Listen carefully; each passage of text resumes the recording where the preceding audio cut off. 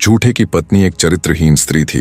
दरअसल जिस गांववासी ने भरी पंचायत में झूठे के साथ शर्त लगाई थी, वही व्यक्ति उसकी पत्नी का यार था। पर बेचारा झूठा यानी चंद्र इस बात से बिल्कुल अनजान था। अंततः शर्त अनुसार अगला दिन मुकर्रर किया गया, जब झूठे को अपनी बात सही साबित करते हुए पूरे गांव को वो खरबूजे की बेल दिखानी थी। शर्त के बाद झूठा खुशी खुशी निश्चिंत होकर अपने घर चला जाता है और अपनी पत्नी के आगे गंगा स्नान के सफर से लेकर आज वापस लौटने पर गांव वालों के साथ हुई पूरी बातचीत तक का सारा किस्सा कह सुनाता है। झूठे की पूरी बात सुन उसकी बदकार स्त्री बोली, अच्छा, आपने सच में खरबूजे की बेल देखी थी क्या?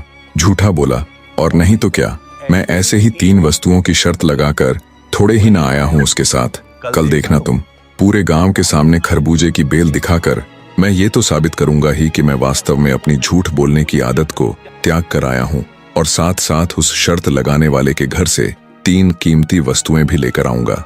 झूठे की बात सुन उसकी मक्कार स्त्री कुछ सोचते हुए बोली, अच्छा सियाने, ये तो बताओ तुमने वो खरबूजे की बेल आखिर देखी कहाँ थी? पत्नी के पूछने पर झूठा एक बार तो उसे बताने को हुआ, पर फिर उसे शुभा छात्र की वो तीसरी बात याद आई कि अपने मन की बात किसी के आगे ना कहना, फिर चाहे वो तुम्हारा कितना ही प्यारा क्यों ना हो। शुभा छात्र की बात याद आने पर झूठे ने अपनी पत्नी को टाल दिया और बोला, तुम भी कल पूरे गांव के साथ सीधा देख ही लेना। उसकी स्त्री मन मसोस कर रह गई।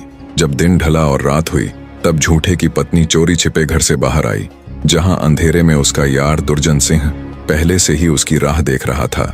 झूठे की पत्नी के बाहर आते ही वो उससे बोला, तुम्हें मेरे और तुम्हारे पति के बीच लगी शर्त का पता तो चल ही गया होगा। क्या तुमने पता किया कि खरबूजे की बेल उसने कहाँ देखी थी? झूठे की पत्नी बोली, मैंने कोशिश तो की थी पर वो बात को टाल गया। तब वो दुष्ट व्यक्ति बोला, तुम कैसे भी करके उससे उस खरबूजे की बेल का स्थान पता कर लो। मैं सुबह होने से पहले ही वहां जाकर उस बेल को उखाड़ कर फेंक दूंगा, और शर्त जीतने के बाद जब 3 वस्तुओं को हाथ लगाने की बारी आएगी तो सबसे पहले मैं तुम्हें ही हाथ लगाकर सदा के लिए अपनी बना लूंगा। फिर हमें ऐसे छुप छुप कर नहीं मिलना पड़ेगा। अपने यार की बात सुन बदकार स्त्री की आंखें चमक उठी। वो बोली, ठीक है, कैसे भी करके अब तो ये मालूम करना ही पड़ेगा। इतना कहकर वो अंदर आ गई। जब रात्रि में सोने का समय हुआ तो वो मक्कार स्त्री अपने पति के पैरों के पास बैठकर उसके पैर दबाने लग जाती है और मीठी मीठी बातें करनी शुरू कर देती है। बने रहे।